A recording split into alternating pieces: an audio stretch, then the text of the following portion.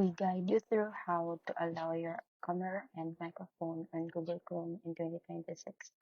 So the first thing you need to do is to open Google Chrome and click the three dots in the top right corner, then select Settings and scroll down and click on Privacy and Security. From there, choose Site Settings. Now look for Camera and click it. Make sure to toggle it turn on and select your preferred camera device. You have multiple options. Then go back and click microphone. Again, ensure it's enabled and choose the correct microphone. Next step is to check permissions for specific website.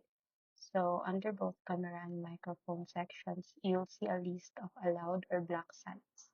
If your site is blocked, simply click the trash icon or change it to allow.